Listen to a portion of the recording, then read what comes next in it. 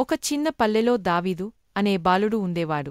ప్రతి ఆదివారం చర్చికి వెళ్లి దేవుని మాటలు వింటూ ఉండేవాడు. ఒకరోజు పాస్టర్ గారు విత్తనపు ఉపమానం చెబుతున్నారు. ఆయన అన్నారు, మంచి నేలలో విత్తనలు పడితే అవి పెరిగి మంచి ఫలమిస్తాయి. కాని రాళ్లమీద పడితే ఎండిపోతాయి. ఈ మాటలు విన్న దావీదు గాఢంగా ఆలోచించాడు. నేను కూడా మంచి నేల లాంటి హృదయం కలిగి ఉండాలి. అప్పుడు మాత్రమే దేవుని వాక్యం నా జీవితంలో ఫలిస్తుంది అని అనుకుంటూ ఇంటికి వెళ్లాడు. ఇంటికి వెళ్లిన తర్వాత దావీదు తన తల్లిని అడిగాడు.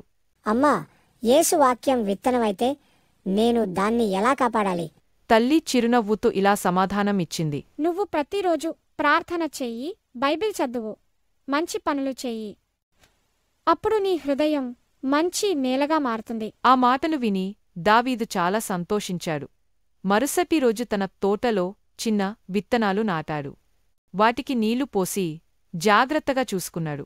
కొద్ది రోజుల తర్వాత ఆ విత్తనాలు మొలకెత్తి మొక్కలుగా మారాయి. ఆ మొక్కలను చూసిన దావీదు తన మనసులో అనుకున్నాడు, నేను కూడా మంచి నేల లాంటి హృదయం కలిగి ఉండాలి. అప్పుడు మాత్రమే దేవుని వాక్యం నా జీవితంలో ఫలిస్తుంది.